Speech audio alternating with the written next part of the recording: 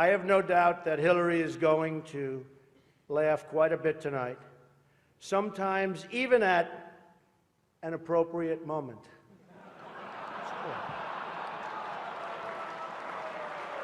In fact, just before taking the dais, Hillary accidentally bumped into me, and she very civilly said, "Pardon me."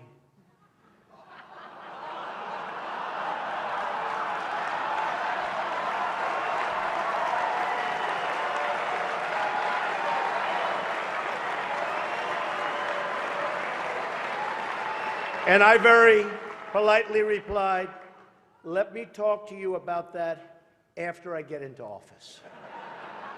All right, at that point, everybody was laughing. Hillary was even laughing.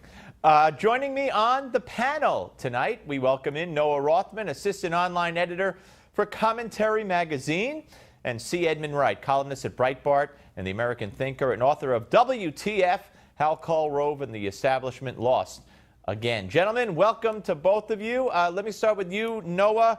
The event turned kind of ugly. Trump started it, but Hillary wasn't wanting for any ugliness in her own right.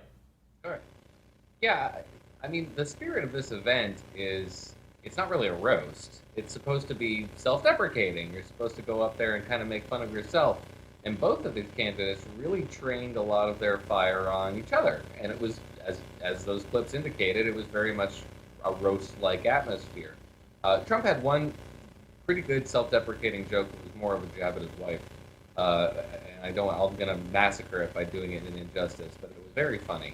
And Hillary Clinton had some good lines too, but Trump was definitely poorly received when he continually called her corrupt and said that she hates Catholics. And this is a Catholic event. So it was not really in the spirit of the event, and it was not well received. All right, and C. Edmund, of course, Donald Trump, was referring to the WikiLeaks emails that showed many top of the echelons of the Clinton campaign trashing Catholics. Was this the proper place? He didn't bring it up at the debate, which he should have. I was screaming at the television, but should he have brought it up last night in that venue? Well, on the one hand, probably not. On the other hand, being a Catholic event last night, it was probably a little bit too tempting.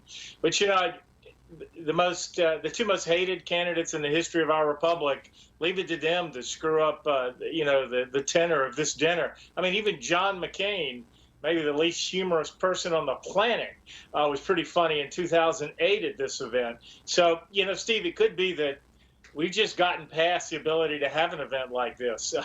There may not be one in 2020. No, that's very interesting. Noah, I don't know. To me, it looked like Donald Trump had never looked at those notes before. He pulled them out. They were written on paper, whereas Hillary came with, like, a loose leaf binder, opened it up. And I don't know, but why, and I said this to someone as it happened, I think she was prepared because she got pretty vicious. And I don't think if he had been just self-deprecating and lighthearted, I don't think she would have whipped out some of those hard jokes. So I think they gave her, just speculation, 2 sections. If he hits you, hit him back with these. If not, go with these. I don't know. That's entirely possible. If that was what she did and the strategy she pursued, it's not a bad strategy. I mean, you're talking about the benefits of actually preparing for this sort of stuff, and that's what happens. You look good when you prepare for this sort of thing. It's the kind of lesson Donald Trump should have learned prior to the debates. All right, C. Edmund, so where are we now? I mean, I know what the polls show, and, WikiLeaks today threatened big stuff on Senator Kaine is coming, and more on Donna Brazile. But is there something out there that could drop? Is there another October surprise that could drop on Hillary that would change the direction of the election as it appears to be right now? Yeah, I don't think so, and certainly nothing about Tim Kaine and Donna Brazile, 2 people that 90% of the voters couldn't even identify. Nothing attached to them is going to change anything. It was interesting. There was there are now 2 outlier polls out of the maybe 10 or 12 major polls that show Trump doing pretty well. So one of them IBB, or Investors Business Daily, rather, that was the most accurate in 2012. Right. So I don't know that it's time to throw in the towel, but no, I don't think WikiLeaks is going to change any trajectory either. Noah, so let me ask you that. You could weigh in on the WikiLeaks or anything. I mean, do you see any road, taking everything into consideration, that this could be an upset? It would be difficult to make it an upset, but if there was a revelation, a bombshell that could affect Hillary Clinton as far as the WikiLeaks things go, it would be WikiLeaks demonstrating that they have information from Hillary Clinton's homebrew server that she used as Secretary of State. What we've seen so far is information that was gathered from the best estimates of American intelligence officials via Russian intelligence hacks on the DNC. That's kind of dampening the fact that they're just kind of not really interesting. They're not bombshells, is also dampened by the fact that they were obtained illicitly. If WikiLeaks had demonstrated that they managed to infiltrate Hillary Clinton's server, it would show that she had lied, it would show that she had been compromised by a foreign intelligence asset, and it would really demonstrate that she's probably unfit for office. It would reshape the race. Now, we're pretty far gone at this point. I don't know if that would actually change the trajectory of things. I disagree that the polls are kind of mixed. They're all indicating a pretty big landslide election. But but C. Edmund's correct with Investors Business Daily, which proved to be the most accurate last time around. He's leading by a point there. The LA Times, he's leading by a half a point there. Rasmussen, he's leading there. So it's not every poll that shows that it's over. No, those are tracker polls. We have every other poll that is not a tracker poll shows a double-digit rates. Okay. Anyway, let's move beyond the polls. There's talk today from some Republican congressmen that when the Congress reconvenes, assuming that the House remains in Republican hands, that the speakership, Edmund, of Paul Ryan could be in jeopardy because of his, downright lack of support for Donald Trump. Do you think that any such move would succeed? No, I don't, because if they do maintain the majority, Paul Ryan's not going anywhere. Louis Gohmert made that clear, and he would be one who would be leading a charge against him.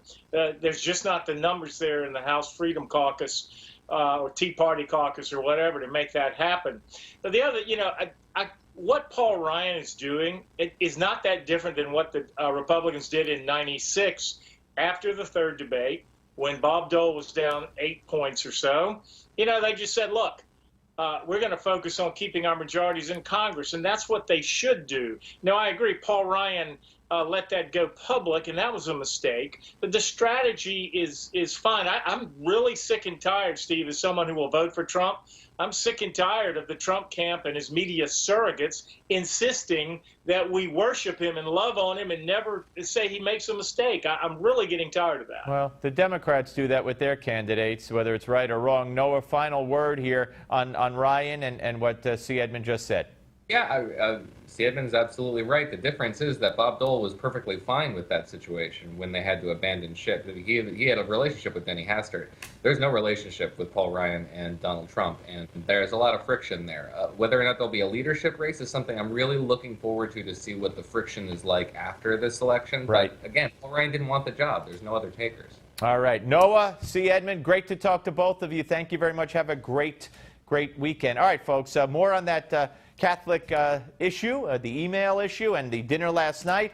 My interview with Bill Donahue, the president of the Catholic League. Now, he was with me on America Talks Live, a show which I do at noon Eastern every day, Monday through Friday. We're going to get to that next, so keep it right here.